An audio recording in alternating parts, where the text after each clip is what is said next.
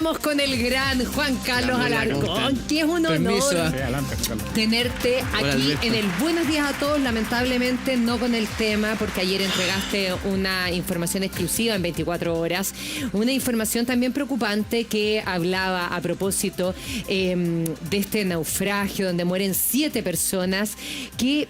Dentro de la gente que se había subido a esta embarcación eran miembros del ejército. 5, está confirmado ya por la institución. ¿Cómo están? Muy buenos días, Alberto Mari. Yo escuchaba ayer a Alberto que está indignado. Y a mí esta información desde un comienzo, Alberto, también me ha indignado, porque hay demasiadas preguntas, hay demasiados cabos sueltos, hay demasiada información que está saliendo a ratos. La última, el día de ayer, 5 suboficiales del ejército se subieron en una de las paradas, en la primera parada que hace en una caletita inmediatamente al lado, se llama Caleta Hueyelhue, suben a esta embarcación. ¿Por qué? No se sabe, porque la familia Marileo Mera había arrendado en exclusiva este lanchón. Ellos fueron el día viernes a un paseo familiar, se quedaron allí el fin de semana, los patriarcas, los abuelos, digamos, se quedaron en una cabaña, los hijos, los sobrinos se quedaron en un camping, acamparon y se retornaron a las 5 de la tarde en este lanchón que estaba contratado. El pasaje valía 21.000 pesos por persona, no estamos hablando de un pasaje de 3 luquitas, de 4 luquitas. Pero inesperadamente el chofer, el patrón de la lancha, para en Caleta Hueyelhue y suben 5 militares en compañía de una persona, Cecilia, que además fallece, es una de las fallecidas que era de Puerto Vara. No se sabe las circunstancias, según los testigos y los testimonios que recogimos ayer, los militares, los suboficiales iban sin chaleco. Porque ya no habían chalecos disponibles. Porque ya no habían chalecos, porque además nos daba la capacidad del lanchón. Esta fue, podríamos decir, una parada irregular. Esta información fue confirmada, a mí me la confirmó telefónicamente personal del ejército. O sea, esto no es un riflazo, no es una información que apareció de la nada. O sea, se recogieron los testimonios, hablaron los sobrevivientes que no habían hablado, que estaban lesionados, cortados en el hospital. Y una vez que se recuperaron el día de ayer, ellos hablaron y entregaron esta información. Ahora, estos 5 militares, estamos hablando que son 5 militares que subieron en la embarcación cuando ya no debió subirse nadie más. Eso es parte de lo grave, además sin chalecos salvavidas, pero también fueron las personas que rompieron los vidrios, según lo que nos relataban ayer en una entrevista, para que pudieran salir y ayudaron a que muchas personas también se salvaran. Es como... Es paradójico. Pasa estas dos lados de la moneda. Esa es la discusión hoy en redes sociales. Héroes o villanos. Esa es la discusión, porque se supone que las personas del ejército que están con una capacitación, ellos saben primero que no se pueden subir a una embarcación que está sobrepoblada. Yo no sé con quién hicieron el trato. ¿Lo habrán sabido que estaba sobrepoblada? No sé si pagaron el pasaje, esos antecedentes hoy no los tengo. Pero una vez en alta mar comienzan todas las irregularidades. Claro. El patrón de lancha aparentemente hace todo mal. Ustedes se recuerdan el llamado. Primero se llama bombero y no se llama la armada. Eso es lo primero. Y no lo hace la persona que iba manejando. Cosa primero. Eso es lo más terrible. Pero espérate, quien llama a bomberos no es el patrón de la lancha. Claro, no, po. Es un militar. Claro. Ah, fue un militar. Por eso que él sabe las coordenadas. Por eso que él dice estamos 43. Con reloj. No, andaba con un aparato, dicen los testigos, un aparato, me imagino yo, militar, que les da, o técnico, que le daba las coordenadas. Por eso que es un militar el que llama a bomberos. Por eso que es tan técnico el llamado. Por eso que es tan técnico. Juan Carlos, tú nos estás dando, hartos datos que tú revelaste ayer de manera en exclusiva. ¿Te parece que vamos a ver la nota y luego lo seguimos comentando?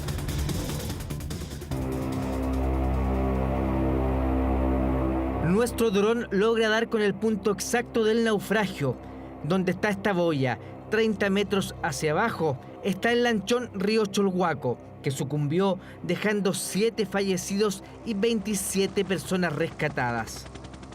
En la lancha de don Rubén Pailapichú, un grupo está pidiendo urgencia, están pidiendo ayuda de pescadores que vayan con buzo, están pidiendo helicóptero, ayuda a los marinos, que corran la voz, por favor, la gente que vive en la costa. Hay fallecidos. ¿Qué falló? ¿Cómo una embarcación que constantemente recorría estas aguas pudo colapsar de esta forma? ¿Quiénes respondieron y con qué velocidad la emergencia? Y por sobre todo, ¿cómo se pudo evitar esta tragedia? así que es urgente, por favor, está confirmado en la lancha de don Rubén Paila Pichún. En este momento se acaba de encontrar la embarcación y se están recuperando lamentablemente otros cuerpos. Muchachos, pescadores, necesitamos benzina para trasladar estos frazadas para allá hacia Chiltril. Necesitamos benzina para enviar frazadas, cabros. Los audios dan cuenta de cómo de manera desesperada los pescadores de Bahía Mansa comenzaron a movilizarse. Juan fue el primer pescador, que además es rescatista, que llegó al lugar. Lamentablemente nos pilló un poco el clima para allá, un poco malo, justo el clima demasiado malo, pero fue todo rápido, todo rápido. La embarcación salió de Caleta Cóndor la tarde del domingo. Según testigos, hizo un alto en Caleta Hueyelhue, donde habría subido a más pasajeros. Según información exclusiva de 24 horas, quienes subieron en este punto son 5 suboficiales del Ejército. Información que fue confirmada por la institución. Las otras gente la pasaron a buscar en el segundo muellecito. Y ellos... yo me di cuenta que eran militares porque uno de ellos sube a una niña que se sentó al lado, adelante mío, y le dice, déjeme aquí nomás, mi teniente. Y después se fue para afuera y dejó a la niña y... ¿Todos eran militares los que subieron? Excepto la señora Cecilia, o señorita, no sé, que se llamaba Cecilia, la que se murió. Pero todo el resto eran militares. ¿Y andaban uniformados? No andaban uniformados. No sé si andarían de viaje de ellos o andaban en algo del regimiento, no tengo ni idea. Luego continuó hacia el norte y cuando era las 6:30 de la tarde, a la altura de Punta Tiburón, se hundió cuando aún le faltaba trecho para llegar a Bahía Mansa. Primero que nada, no debería haber zarpado. El mar estaba muy mal. A mí ver, no deberíamos haber zarpado. Y segundo, no deberían haber puesto más gente si estaba en esas condiciones el mar. O sea, ¿este es inaugurado? Sí. Por eso. ¿No? Este registro es de hace 3 años, cuando la lancha naufragada Río Cholhuaco realizó su prueba de flotabilidad. Sirve para dimensionar la forma del viaje y para explicar cómo los pasajeros tuvieron que romper los vidrios para poder salir de la parte baja de la nave y saltar al mar. Bomberos, ¿cuál es su emergencia? Debido a temas de señal y por la misma situación que estaban viviendo, teníamos muchos problemas para comunicarnos y la señal se nos cortaba constantemente. Estamos en el mar, no estamos moviendo. Es una embarcación completa. Caballero, ¿pero de dónde vienen? Mándenme un helicóptero porque hay mucha gente muerta que se está ahogando. Ya, caballero, nos vamos a contactar nosotros con la unidad de emergencia. Necesito que se mantenga atento a este teléfono porque puede que se comuniquen con usted a este número. Samael y su compañera recibieron el llamado en la central de bomberos de Osorno, llamado que fue efectuado por un pasajero y no por el patrón de la lancha. Al momento de recibir la llamada tratamos de obtener las coordenadas que la persona nos estaba dictando. El que llamaba dando las instrucciones. Era un cabrón que me parece que era militar porque él tenía la ubicación exacta con ¿Era pasajero? Ese fue uno de los que subió el último. Eso que subió, que está en un muelle. Y posteriormente entregarle esta información a las unidades de rescate costero, carabineros y las unidades de bomberos en Bahía Mansa. Recibimos aproximadamente 4 o 5 llamadas provenientes de la misma persona para poder comunicarnos la emergencia.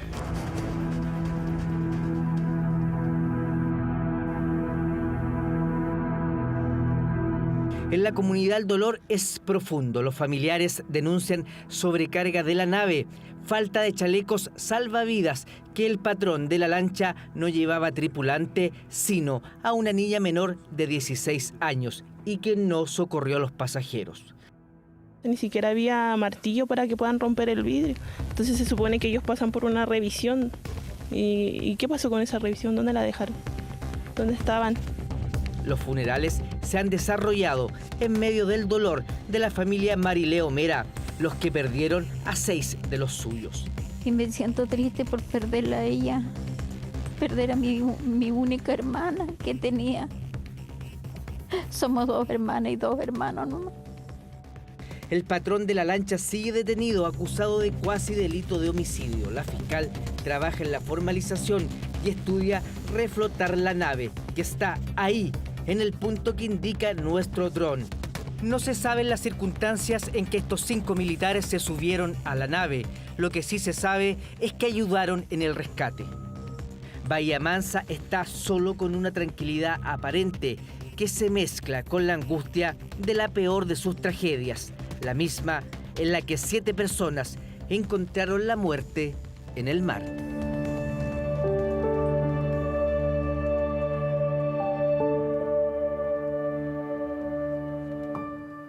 Excelente reporte, como siempre, Juan Carlos Alarcón, que entrega en exclusiva esta información, que son confirmados 5 militares los que se subieron a ese lanchón sin la capacidad para subir a nadie más. Finalmente son esos 5 también los que hacen el llamado de emergencia, rompen los vidrios para salvar a otros, y ahí está la encrucijada que tú planteabas, que se había dicho ayer, entre otras cosas, en redes sociales, héroes o villanos. Sí, nosotros quisimos terminar esa nota con los nombres de las víctimas, porque yo me pregunto, Mari, Alberto, ¿qué hubiese pasado si esta embarcación se da vuelta en Pucón? Sí. Se da vuelta en otro lugar, porque estamos hablando de un lugar cercano o estamos hablando de un lugar lejano, de personas humildes, de ascendencia mapuche. Todos estos ingredientes van conformando un poquitito lo que pasó el día domingo. Tú preguntas de esas preguntas que realmente generan escozor, porque uno se acuerda de inmediato del grave naufragio y accidente en el lago Maihue hace algunos años también. Sí, una familia mapuche, humilde, se pierde en el lago, mueren muchos de sus integrantes y vuelve a ocurrir exactamente lo mismo. Y habla de algo que una persona que frecuenta la zona de Triltril me contaba el día de ayer, que en tiempo estival no aumenta la cantidad de naves que hay en el sector. Y entonces son las mismas que están en el año. Están sobrecargadas. Entonces están sobrecargadas. Y como los patrones de lancha tienen todo el incentivo de hacerse el sueldo para el año, empiezan a sobrepoblar las lanchas. No estoy justificando con esto nada el patrón de la lancha, pero hay una situación dramática, que era algo que en lo que ayer, con respeto, pero también con fuerza, encaraba al oficial de la Armada. Que se fue de vacaciones, entre paréntesis. Hoy se fue de vacaciones el capitán Besuain. Al comandante de Sabaín, en cuanto a que también la Armada contaba con muy poco personal. O sea, no es efectivo que estemos preparados para este tipo de incidentes. Y por otro lado, vuelvo a señalar, ¿cómo es posible que una nave que hace un mes hizo su revisión técnica, le fallara prácticamente todo? Sí, esa es una gran pregunta. No, y lo otro, ustedes saben que se está discutiendo reflotar la nave para las pericias. Sí. Se ha calculado que reflotarla sale cerca de 15 millones de pesos. ¿Por qué creen ustedes que no la han reflotado? No, claro. En otras circunstancias se estarían cuestionando quiénes son los responsables de reflotar un peritaje tan importante. ¿Quién paga reflotarla? Bueno, en eso está. No, eso lo instruye el Ministerio Público, y si el Ministerio Público lo instruye, lo tiene que pagar, lo pagamos todos los chilenos, y está bien que lo paguen. Sí, o sea, una pericia necesaria para darle claridad a los deudos de lo que ahí realmente pasó, de lo que ocurrió, y también para establecer las responsabilidades penales y incluso el poder demandar al fisco si es que hubiera alguna negligencia por parte del Estado. Pero el Ministerio Público debiera obligar a reflotarlo, ¿no? Por las víctimas. Aquí estamos hablando que se murieron 7 personas. O sea, hoy la situación es gravísima. Nosotros hemos querido y hemos persistido en hablar con la fiscal jefe de Osorno, que me imagino yo que está muy ocupada porque está preparando la formalización. Yo entiendo eso, pero en otras circunstancias donde se han caído naves al agua, el reflote no se cuestiona, digamos, prácticamente inmediato. Y lo otro que les quiero decir, para poner el acento en los militares. Estos militares que salen y suben en la segunda caleta, suben 5 militares en compañía de Cecilia Nail, que es una joven que fallece. Ella era de Puerto Varas, es una de las víctimas. Una vez en alta mar, porque aparentemente el jefe del lanchón hace todo mal, una vez en alta mar los pilla un temporal, como tantos que hay en el sur, y el jefe de lancha suelta el timón. Sí, es una cuestión increíble. Una suelta el timón y se lo pasa a uno de los militares. Pero ¿sabes por qué? Lo toma uno de los militares. Porque no andaba con tripulante. No, y va atrás como a hacer partir, me imagino yo, la máquina para sacar el agua. La motobomba, no le funciona la motobomba, hay unos bidones medios partidos y aunque pareciera una locura y un chiste, empiezan con el bidón a sacar el agua. cuando viene una ola de alguien que no es experto, que llevaba el timón, y esa ola hace que de popa se hunda inmediatamente.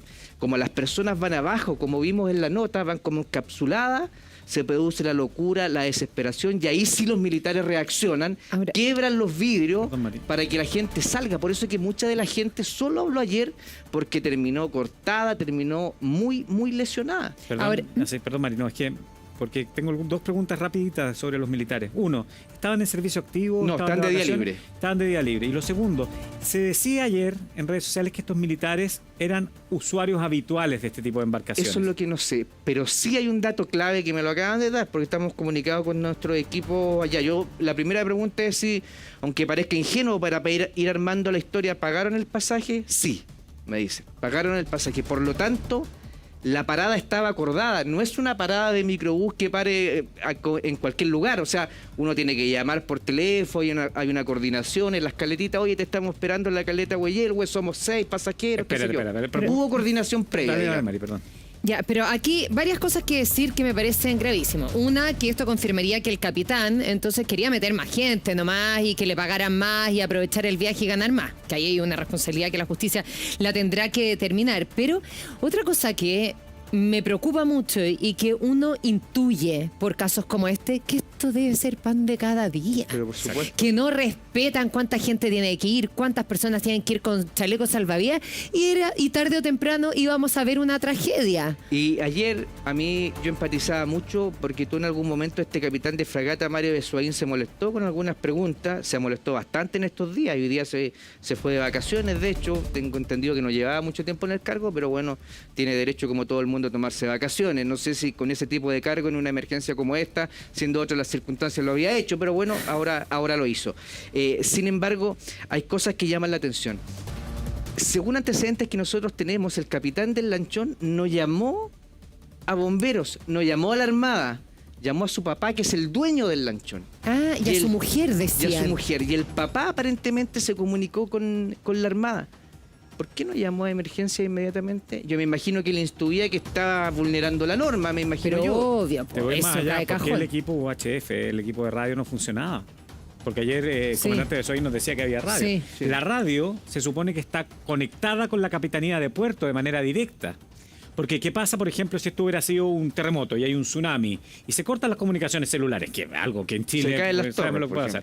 Bueno, tú tienes que tener estas radios de onda más corta, digamos, que permiten esta conexión en caso de accidente. Entonces, nada funcionó. Pero, Juan Carlos, tengo una pregunta. Estos militares no son personas que estaban haciendo su servicio militar, ¿cierto? No, son suboficiales. Son suboficiales. Los 5. Y pasaron por la escuela de suboficiales. Tienen un entrenamiento, ¿no entiendes? Me imagino yo. Entonces, ¿cómo se explica que una persona con entrenamiento, con algo de criterio formado, se suba con ese riesgo, sin chaleco salvavidas, a una embarcación? Sí, y además el trayecto, somos muy centralistas, yo que soy sureño, por eso lo digo, digamos, pero el trayecto es largo, son 2 horas y media, el pasaje costaba entre 21.000 y 23.000 pesos. Esta familia estaba planificada, no es que esta familia se subió en Caleta Cóndor, oye, se nos terminó el fin de semana de carrete y nos vamos para la casa, no. Ellos programaron, contrataron a este lanchón, según información... Con anticipación para toda la familia. Es más, cuando empieza a reciar el temporal, según testimonio de los sobrevivientes, la gente se empieza a inquietar. Y el patrón de la lancha le dice, no, cuidado, esta es la mejor lancha de Bahía Mansa. Claro. Dice, aquí van arriba de la mejor lancha de Bahía Mansa. Tranquilidad. ¿Me entiendes? Entonces, estas personas los habían contratado para la ida y para la vuelta. La vuelta estaba programada, se volvieron a las 5 de la tarde. Iban los abuelos con los hijos, con los nietos. Ayer Héctor...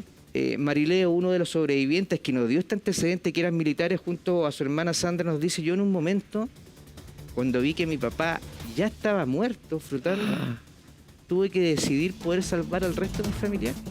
Y terminé en la roca. Entonces, por eso yo digo que esta situación es grave. Y por eso yo me alegro que como televisión pública nosotros no hayamos soltado el tema. Porque estos temas, reitero, se olvidan rápido, además. Como son gente humilde, gente del sur, de caletitas chicas, no importa mucho en Santiago. ¿Y el ejército No, ha reaccionado? No, yo tuve una comunicación oficial ayer con el ejército que me confirmó. Nosotros teníamos esta comunicación en exclusiva, pero obviamente no lo podíamos dar a conocer sin la confirmación del ejército. El ejército vía telefónica me confirmó si efectivamente son 5 suboficiales que iban arriba de la nave, y también me confirmaron que ayudaron al rescate, porque ahí está la otra cara de la moneda. Muchos dicen, y al César lo que es del César, muchos dicen que si no hubiesen ido estos 5 oficiales arriba, el desastre pudo ser mayor. Pero espérame un poquito, Alberto, por favor, porque no quiero dejar pasar algo súper relevante que dijiste y nos cambiamos a otro tema. Aquí tú estás diciendo porque son personas humildes, nadie los respetó, ellos habían contratado la lancha, o sea, al final, bueno, y por eso hay una formalización de cuasi delito de homicidio. Estamos hablando de que aquí se contrató por 21.000 pesos una lancha, ida y vuelta. No se respetaron las medidas de seguridad, se subió más gente. Aquí también estamos hablando de 5 uniformados que también obviamente uno espera una mayor responsabilidad de parte de ellos si es que saben lo que puede suceder en caso de una catástrofe como la que sucedió. Lo que he dicho yo me hago cargo, ¿eh? Yo eso es lo que yo opino como periodista, eso es lo que yo pienso. Yo pienso que si esta situación se hubiese dado en otro lugar, no sé si los medios de comunicación se hubiesen olvidado tan rápido, y tampoco sé si las autoridades también lo hubiesen hecho en ese sentido. Si tú sacas la cuenta, 22 personas por 21.000 pesos te da casi $500,000 de pesos. Eso es lo que estas personas desembolsaron para ir un viaje relativamente seguro. Si uno puede entender que hay mal clima en el sur. Yo recién estaba hablando con Iván Torres, me dice que las condiciones del viento no fueron particularmente adversas ese día. Fue el peor. Tampoco fue el peor de los temporales. Pero ¿por qué hizo esta segunda parada? ¿Por qué subió a estos 5 militares que no llevaban chaleco? Además, los 5 militares y una civil, si recordé, ellos lo deben estar pasando pésimo también, si una de las personas que falleció era pareja de uno de estos militares. O sea, ellos los deben estar pasando horrible. O sea, pucha, es una cuestión que uno no le da a nadie, digamos. Pero como tú bien dices, Alberto, se supone que son personas que tienen formación, que saben las medidas de seguridad, que deben también brindarnos a nosotros seguridad. Entonces, por supuesto que uno esperaría que el ejército diera mayores antecedentes de eso. Lo que me dijeron eran 5 suboficiales que efectivamente subieron a la embarcación, pero que no andaban en representación del ejército, sino que estaban en su día libre. Y ninguno con chaleco. Ninguno con chaleco, sí. Preliminarmente, según lo que sabemos, ninguno con chaleco. Y luego hubo otra parada, ¿o no? ¿Se sube más gente después? No, yo solo sé que hubo una parada en Caleta Hueyelhue y que colapsa a la altura de Punta Cóndor. Okay. Ahí más o menos donde colapsa la nave, que queda un tramo todavía para llegar a Bahía Mansa. Imagínense ustedes que cuando esta embarcación se hunde, porque se hunde de una y a 30 metros, digamos, la gente sale como puede, quiebra los vidrios, la gente termina cortada.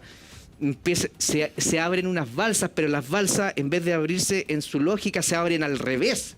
Entonces a la gente le costaba subir, algunas alcanzan a llegar a unos roqueríos donde también se cortan entera, porque los roqueríos son filosos y ahí permanecen esperando que pudieran venir a rescatarlo. O sea, fue una situación sumamente límite y que de verdad pudo haber muerto muchísima más gente. Pero por supuesto, ahora estamos hablando de que entran a la nave estos 5 uniformados. Estamos hablando de que habían, en un principio se dijo, más de 12 personas extra. Aquí yo tengo las nóminas. Entonces, esas personas, además de los 5 militares, ¿eran parte de los familiares que contrataron este lanchón?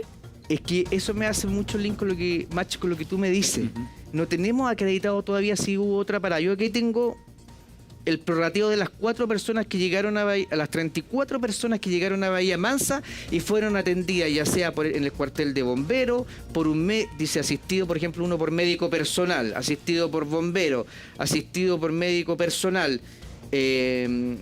Sale también detallado los fallecidos. Son 34. El grupo familiar era de 21, más 5 o 6 con la acompañante con Cecilia.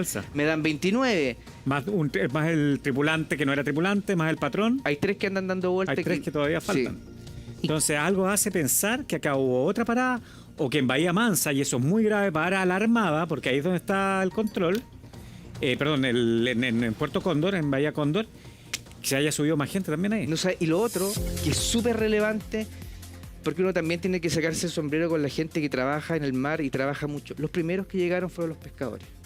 Los pescadores salieron de manera desesperada. La nota estaba en los audios, oiga, dio vuelta la lancha del señor tanto, qué sé yo, necesitamos benzina.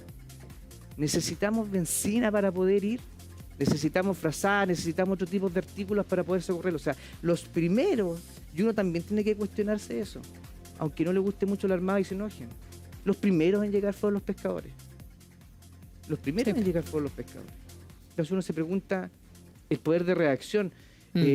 Ayer el señor Besuain decía, no, si, yo lo escuchaba y decía, hicimos todo bien.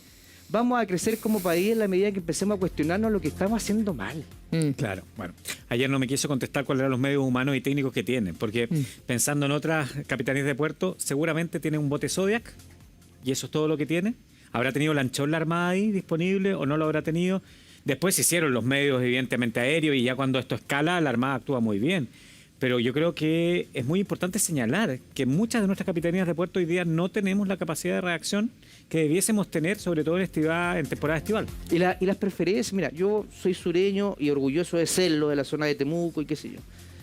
La capitanía de puerto de Villarrica en el verano se llena por 1000 exponencialmente. Son cientos las personas que llegan con justo derecho a sacar su licencia para la moto de agua, para la lancha, para todo, esa exquisitez marítima. Pero obviamente la Capitanía de Puerto Villarrica no da abasto. Ayer andaban buscando una persona en el lago Villarrica. Entonces tenemos que también aprender desde la humildad. O sea, tenemos la capacidad, está desplegada la Armada en toda nuestra costa. Están las fiscalizaciones necesarias, porque es poderosamente la atención que haya fallado, como tú decías, sin un temporal, así decía Iván Torres. Pequeñita, chiquitita. ¿Tenía todos los resguardos de seguridad o tuvieron que salir los pescadores rápidamente en la emergencia? Son cosas, no son aseveraciones, son preguntas que uno tiene que hacerse como periodista y analizarlas. Uno no puede ir por la vida como periodista tratando de ver que todas las cosas son negros, son blancos y tener las distintas opiniones sin dar su base.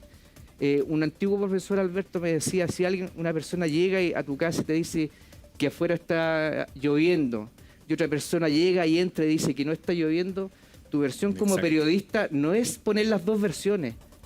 Tu misión es abrir la puerta y ir a ver si está lloviendo. Entonces, eso es lo que estamos haciendo con 2 equipos desplegados en la zona. No hemos querido, como departamento de prensa y como canal, soltar este caso, porque hay demasiadas preguntas abiertas aún. Y demasiado dolor. Recién hoy día van a hacer el funeral de la mayoría de las personas. Fíjate que la familia Marileo Mera perdió a 6 de los suyos. Perdió a los matriarca y patriarca, a los abuelos. Perdió a Iris, una hija. Perdieron a un cuñado. Conversamos con Daisy, eran sus primas, su mamá, su padrastro, sus abuelos. Alcanzó por suerte, decía, a ponerle el chaleco salvavidas a su hijito de 7 años, que no había de niño. Gracias a que gritó mientras lo salvaba él, nos decía cómo veía desaparecer a sus familiares. No, si es que es tremendo, por eso no puede quedar así, porque estamos hablando de una negligencia. A ver, cuando pasa un accidente, cae una roca de un cerro, uno dice, bueno, quizás no había mucho que hacer. Una avalancha, no sé. Pero cuando ocurre algo por negligencia, sí uno tiene que preguntarse y sí uno tiene que exigir, más cuando está acá, en este canal, las responsabilidades. Y creo que es importante, y Juan Carlos, ¿cómo ha sido la reacción de las instituciones, tú que estuviste reporteando, de la Armada, del Ejército? ¿Cómo has visto esa reacción del Estado en general? El Ejército ayer rápidamente, cuando tuvimos esta información, la confirmó en 30 segundos. O sea, uno no podría decir que el Ejército no quiso ocultó información. No, dijo, yo llamé, oye, tenemos este antecedente desde allá, hay testigos que dicen que eran militares, sí. El llamado volvió a los 5 segundos, sí, efectivamente eran 5 suboficiales que estaban en su día libre y que además ayudaron en el rescate. O sea, el Ejército en eso dio la cara, podríamos decirlo. Mayor antecedente, por qué estaban ahí, por qué estaban paseando, por qué se subieron sin chaleco, si pagaron o no pagaron el pasaje, si conocían al jefe del lanchón. No lo sabemos, esperamos saberlo durante la jornada del día de hoy. Y si paró en otro lugar también, que es bien importante tu pregunta, porque no sabemos, hay 2 o 3 personas que no nos calzan con el número. Van a reflotar la nave para las pericias, que uno esperaría que lo hicieran rápidamente. Lo mínimo que yo creo que podrían hacer. Yo creo que ahí, o sea, la familia que han perdido seres queridos, lo mínimo es reclamar, y el mínimo derecho que tienen es que se reflote para saber la verdad, qué fue lo que ocurrió. Yo no sé cómo se murió ningún niñito. Ahí, Alberto, dinos tú como abogado, porque ese no es un derecho básico que tienes que tener una familia, que te refloten efectivamente el lanchón. O sea, chuta, tampoco aquí estamos hablando de que son 1.000 millones de pesos para reflotar un lanchón, que uno podría decir, bueno, estamos hablando de 15 millones de pesos, que dice, oye, si fuera otra la familia, nos decía Juan Carlos, ese lanchón ya estaría en tierra. Hoy día no lo está. ¿No es un derecho básico que tiene que tener una familia? El Ministerio Público tiene la obligación de llevar a cabo todas las pericias, y en caso que no lo haga el Ministerio Público, recomendarle a las familias que ellos puedan querellarse particularmente. Yo creo que habemos muchos que voluntariamente podríamos ayudar a apoyar a la familia en esta situación, porque para estas comunidades, Juan Carlos, y no sacar también el foco ahí, esto es una bomba nuclear. ¿Sí? Son comunidades que son 3, 4 grupos familiares, ancestrales muchos de ellos, y donde hay grupos familiares que se destruyeron por completo. Todos se conocen. En algún momento todos tienen algún grado de parentesco también. Entonces, es verdad, es una bomba nuclear en Bahía Mansa, ese lugar tan lindo que pareciera como sacado de otro planeta, no tiene aguas turquesas, es maravilloso. Y la gente, no es por placer, la geografía está pegadita a la selva valdiviana, no hay otra forma de llegar a los distintos lugares. No es que uno pudiera tener un camino, un vehículo, no, tiene que ser por mar o por mar, y a veces el mar es complicado. Pero cuando tú ves que se incumplen tanto... Ayer, por ejemplo, el señor de la Marina hacía el símil con una carretera. ¿Tú te imaginas que en una carretera el chofer del bus... Con un taxi. Ya, bueno, ya. Sí, imagínate. Ya, pero está bien, pero démosle el beneficio de la duda. Imagínate que un bus en una carretera. ¿Tú crees que el chofer del bus va a soltar el volante, se lo va a pasar un pasajero, va a ir a mirar atrás, se puede hacer andar el motor o no? Y cuando ve que va a chocar el primero que sale del bus, es impensado. O sea, además, bueno, esa otra de las cosas que tiene indignada a la familia, según ellos, el patrón de la lancha junto a su hija son los primeros que abandonan la nave. Bueno, lo dijeron, lo dijo Daisy ayer, se más. pusieron en el techo, no ayudaron a nadie, no hicieron ninguna medida de rescate. Juan Carlos, vamos a seguir haciendo seguimiento, muy atento. Gracias por tu tiempo, por estar con nosotros, porque ni el Buenos Días a Todos, ni el Departamento de TVN abandona esta situación que me parece de una gravedad increíble. 7 personas perdieron la vida producto de una negligencia, y será la justicia la que determine responsabilidades. Gracias. Chao, que estén bien.